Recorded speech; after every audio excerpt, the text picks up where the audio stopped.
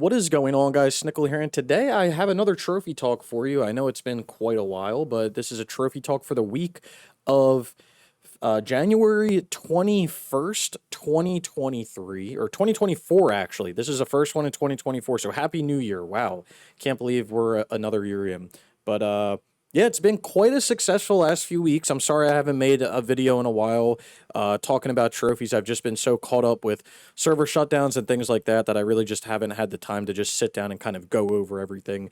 But I have been trying to stream more, and I've been getting a few platinums and things like that. So if you haven't followed me already, there's a link to Twitch down in the description below, which is where I stream all of my platinum trophies and various other things. So if you want to follow me over there, I would greatly appreciate it. So anyway, with all of that being said, let's get into the games that I've been playing the past, basically month or so. It's been a little bit longer than that. So starting off, I believe the last game that I had played at this point was Uncharted 4. So I did get that DLC done, 100% done. So that was nice to get done. Moving up next, we have Mirror's Edge Catalyst, which I randomly thought about this game. I guess earlier or later in November, and I was like, wait, hold on, the servers for this game are going down, and there are two trophies that are related to online play, that being these user-generated finisher, and then you can't keep me down, which is to complete a user-generated time trial and get yourself a user-generated beat LE. So I did both of those, again, kind of random. I was playing Gran Turismo Sport, and I randomly just thought, like, wait, Mirror's Edge Catalyst goes down. I should probably try to do that game, because I do want to do Mirror's Edge on the PS3 and then Mirror's Edge Catalyst. And I played it, and I was like, wow, this is actually, like, kind of a fun game. Like, I was not expecting it to be what it was, but I was like, this is kind of fun. Like, I actually might enjoy playing this game if I was to, I'm going to get the platinum someday, but to continue to play it. Just really interesting concept. Story seemed kind of interesting, and just it was just all around very fun. It only took me, I think, a few hours to finish it up. Let me actually check. Yeah, it only took me about 3 hours to get into the story and finish everything up. And I could have done it a little bit faster, but yeah, around 3 hours to get in and finish it up. But again, now it is kind of unobtainable, so that kind of sucks, but I was able to finish that. Then up next, we have a game called Tanks But No Tanks. I did receive this game as a code, or I received a code for this game for free to play, and I played a little bit of it. I enjoyed it. I got a few of the random trophies, but all I need to do now is really just grind out the rest of the game, so I was waiting to kind of do this on stream. But overall, I did actually really enjoy this game from what I played of it. I'm not aware of too many games that are kind of like this, but again, it's a very much a smaller game, and I do need to finish this up and get the platinum for it. But all in all, a very enjoyable game on the PlayStation 5. Shouldn't take you too long to get that platinum if you want to go for it. Oh, then up next, the game that is kind of, taken my life over for the past few months, and it was quite an experience. So that being Gran Turismo Support. So the servers for this game do go down next week. I believe it's January 31st is when they go down. So my goal for this game was to get all of the online racing stuff done, so polls, wins, total races done, and then finish the single player up, quote unquote single player up, get level 50 and everything, and then get the game done completely by the time the servers went down. Now, I was able to do all that. I did, as you can see, I did get the platinum trophy. I did put a video up on the channel and everything, and wow, what an experience it was. I mean, I can't even gather my words right now to talk about it, but what an experience it was. So first of all, I don't know where I stood the last trophy talk, but I was able to get the 91 wins, the 322 races, and the 65 polls pretty easily. So the course that was being used in December was a course that I liked. It was Suzuka, and it was NSX. That was the car you had to do for the one make race. And both of those the vehicle and the course I do like. So I was able to kind of set a very good lap time or qualifying time.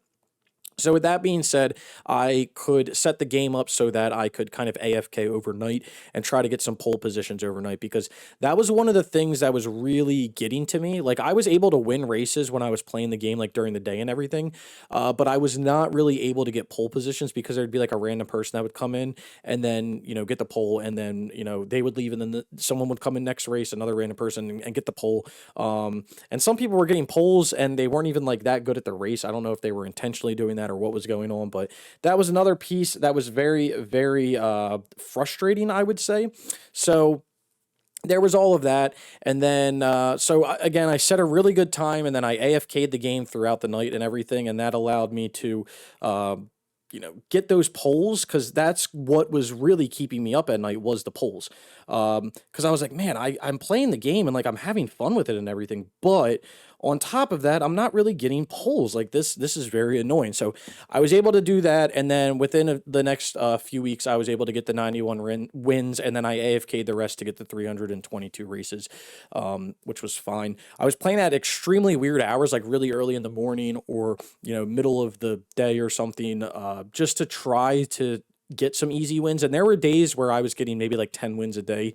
So I was really exceeding my goal of what I wanted, of like 1 to 2 to 3 wins a day, which was very nice because I wanted to get it done as soon as possible.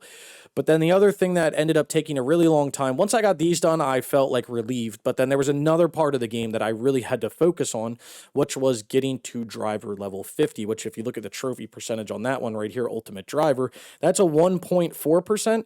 The rest of these are like 1.6, 1.8, and higher. So apparently getting level 50 was more difficult than doing all of the online stuff, and that is 100% true. Level 50 took me another like 150 hours of AFK just driving around an oval track in order to get that done. So that was something in and of itself.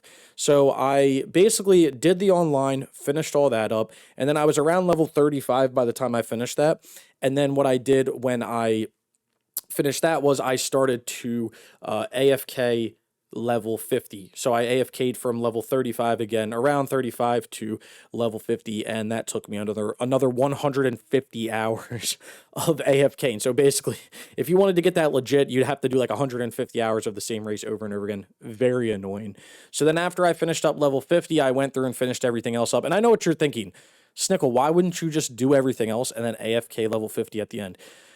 Because in the grand scheme of the XP that you have to get in order to get level 50, it doesn't even make sense to do all the other stuff, because all the other stuff, they're going to be like, oh, here's 50 XP. Oh, here's a couple XP.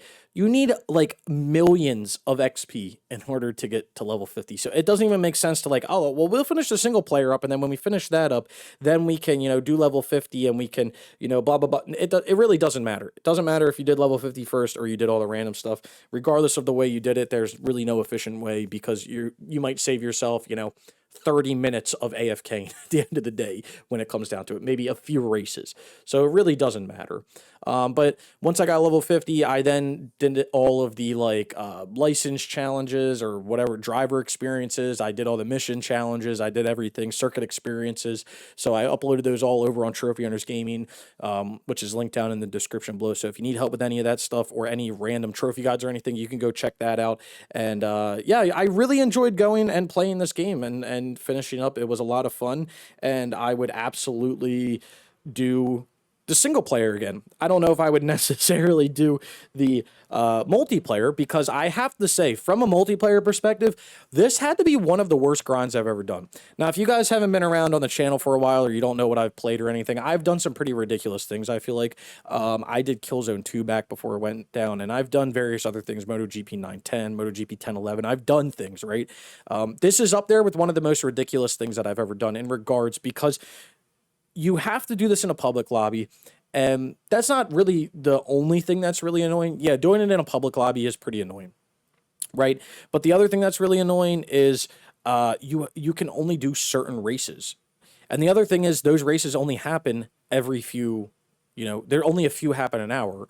right? There's only 3 races an hour that can be completed because it's every 20 minutes. So you're on a timetable. You have no control over who's joining and racing, and it's just competitive. That's what it comes down to. It's truly competitive. So it was one of the worst things that I think I've ever done boosting wise for an online trophy. But I have to say, from a perspective of satisfaction, this is like miles above, I feel like, anything that I've ever accomplished when it comes to trophy hunting for any game.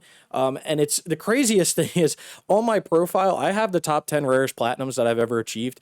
And Gran Turismo Sport doesn't even break that top 10.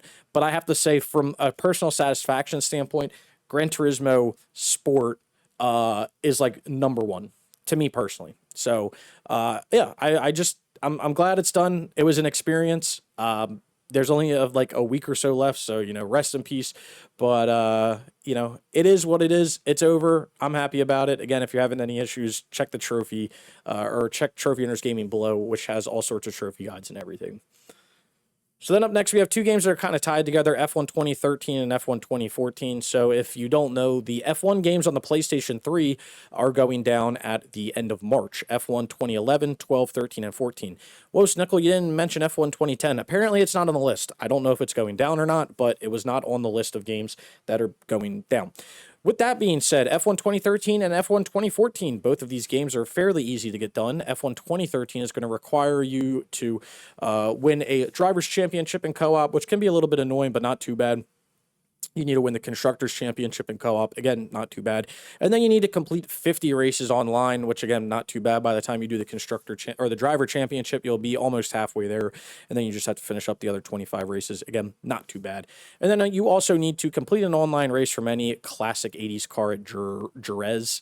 Again, not too bad. So I did F1 2013, F1 2014. Again, same thing, actually a little bit easier. All you need to do in this game is you need to complete 1 race online, complete 50 races, which I'm working towards right now, and then win the Driver or Constructors Championship in co-op, the Constructors Championship being the easier one. So this is a lot easier. So you're probably wondering, why aren't you doing F1 2011 or 2012? That is because you need a VIP pass in order to do both of those games, and the VIP pass has been delisted. That's really, really unfortunate. Now, luckily, I don't have either of those games on my list, so it's not like, they're going to be unobtainable to me.